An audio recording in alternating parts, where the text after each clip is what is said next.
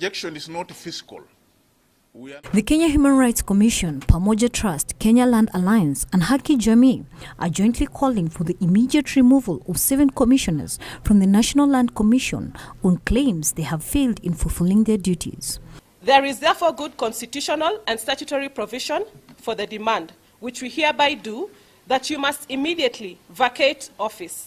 In the fortunate event that you are minded to ignore this demand, we shall have no alternative but to invoke and operationalize Article 1(2) of the Constitution to remove you from office, as well as institute a petition for your removal under Article 2512 of the Constitution of Kenya.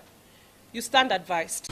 According to the civil society groups, the commissioners are allegedly incompetent and involved in gross misconduct. We have seriously agonized over the issues above, and we can now state with certain affirmation that it requires no laborious analysis to deduce that this state of affairs has led the public to question your impartiality in the discharge of your duties or your integrity altogether. The non-governmental organization singled out renewal of land leases in Nairobi and Mombasa counties as examples of processes marred in controversy. In very unclear circumstances, the Commission approved the acquisition of land that had been illegally allocated to the East Africa Gas Company and processed their payment of cash of Kenya shilling 300. Kenya Land Alliance CEO Lumumba Ondenda calling on the Ethics and Anti-Corruption Commission, Director of Criminal Investigations and Director of Public Prosecutions to carry out a lifestyle audit on the commissioners and other senior NLC officials.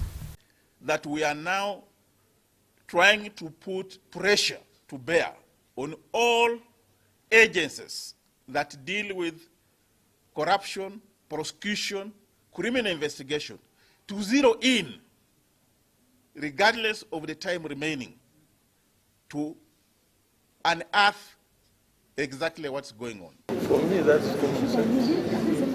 Last month, NLC Chairman Mohamed Swazuri and Kenya Railways Corporation Managing Director Atanas Maina were among 7 people arrested over questionable compensation of landowners in the first phase construction of the standard gauge railway. For Channel 1 News Hour, I'm Emily K. Badi.